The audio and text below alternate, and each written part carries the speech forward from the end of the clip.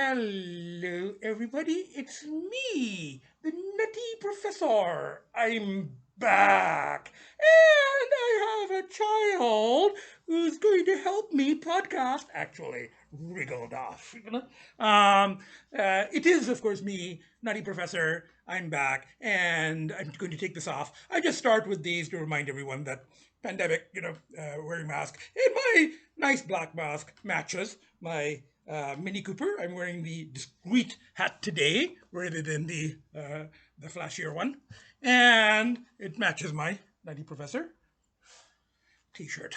Now, in this is part two of the follow-up, to the evaluation of PATAP. And in part one, I introduced this segment. I said that in 2 to 3 weeks, we're going to have a properly edited podcast celebrating, hopefully, my 1 year clear. But in the meanwhile, I'm going to do a couple of these self-tape, self-posted podcasts. And I want to evaluate, look at the evaluation of PATAP podcasts and add a few things. Not so much evaluate, but some points that came up. And in part one, I actually ended up talking about nutty, crazy, psycho.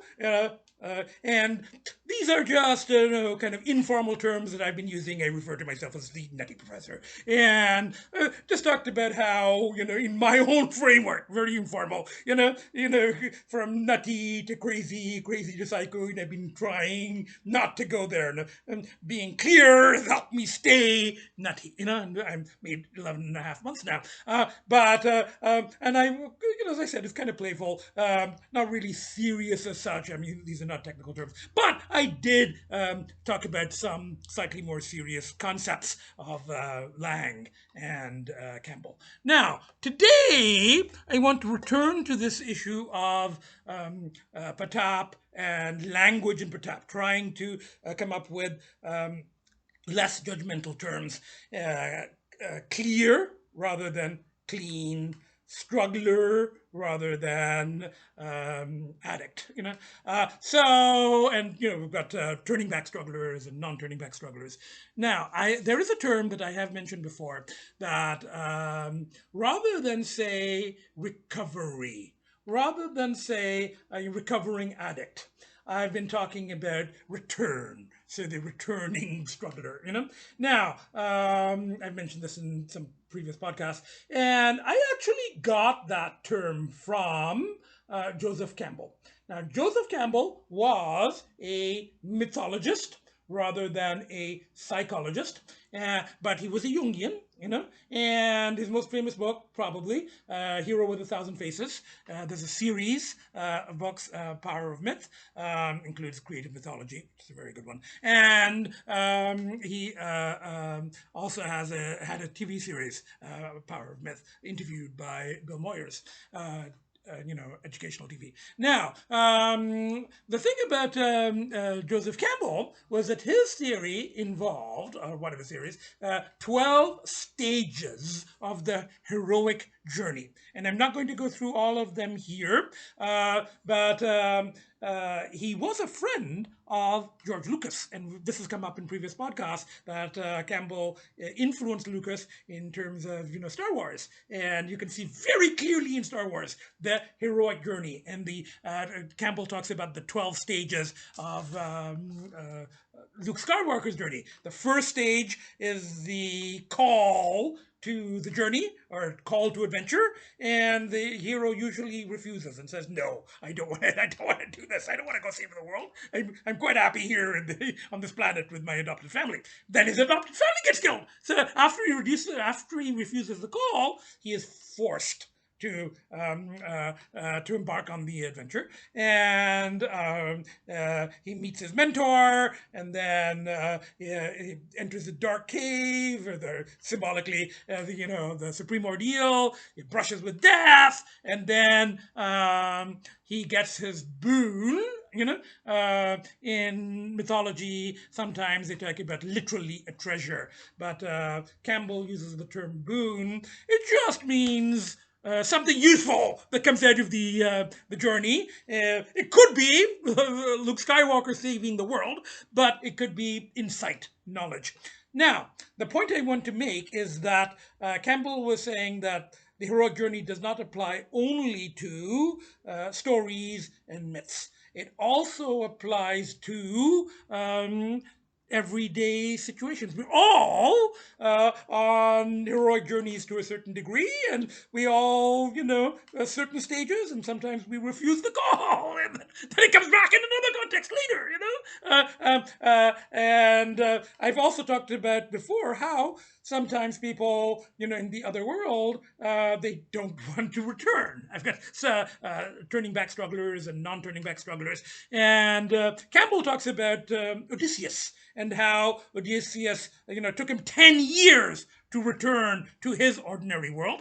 Took him 10 years and all the obstacles, and at one point he had to descend to Hades, the underworld, to hell, to get advice and directions, and then he came back up, and there was Calypso, and there was, Sisera, and there was, all these things, and, temptations not to return, but he wanted to get back to his family, so he and in the end he did, so and I, in a previous podcast, I have also mentioned that when COVID began, and I did a couple of podcasts just at that time, in which I said that I was about 3 months, 4 months clear, and I said that I'm returning, to the ordinary world, only to find that the ordinary world is no longer ordinary. It's extraordinary. So, but I've also talked about how COVID, to a certain degree, the COVID dangers did work as pushes to help me stay clear, and to a certain degree, it hindered as well because couldn't go out to rechannel, see movies, all of that stuff. But I was probably better suited to the quarantine lifestyle than many because I was kind of living like this anyway. And the pushes of COVID, and then my adopting, my fostering, my helping cats, doing the volunteering for the shelter, and then fostering, then adopting, and all of that stuff. Those were my pushes against the pole. And I had another thought when I was, thinking about all of this stuff, is that in the previous podcast, I talked about how perseverance and motivation, as my former student said, I had to choose to volunteer. I had to choose not to go out in COVID to try binging, and some people are still doing it, and, I've heard from my doctor that, there's a very serious situation there, and, people are doing more drugs and bad drugs and all of that stuff. So I've talked about how, perseverance and motivation, but it occurred to me that in a way, the opportunities were there. I just had to stop rejecting them. I had to, and I don't even really like saying that because they sound like a motivational speaker, and I don't like that tone. But but yeah, I'm just looking back at my own journey, and I'm like going, maybe that's what happened, because I once I stopped refusing, refusal of the call that we were talking about. Once I stopped refusing the ways to help me return, once I was, really adamant about returning, and the opportunities came up, I had to stop refusing them, and I did, I volunteered, and I did this, and I adopted them, and, it's made a huge difference, but one of them was just climbing on the kitchen counter. So, another thing that I thought of was in this whole journey, in the heroic journey, Campbell does talk about the trickster, and we've talked about Loki and Coyote.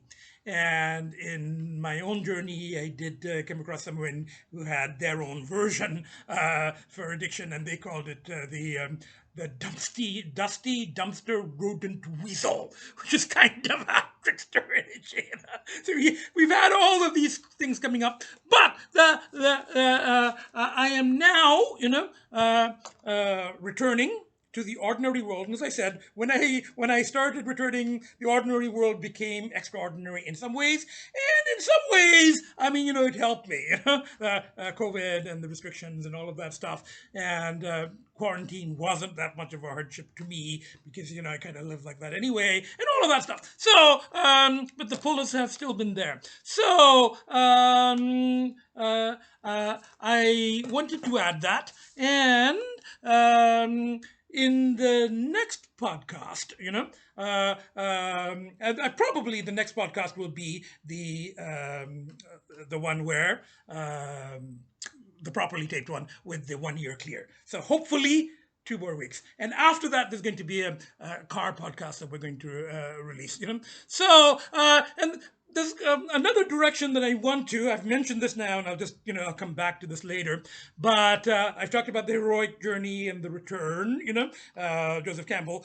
But I want to try to kind of layer up this framework and kind of juxtapose Campbell's return with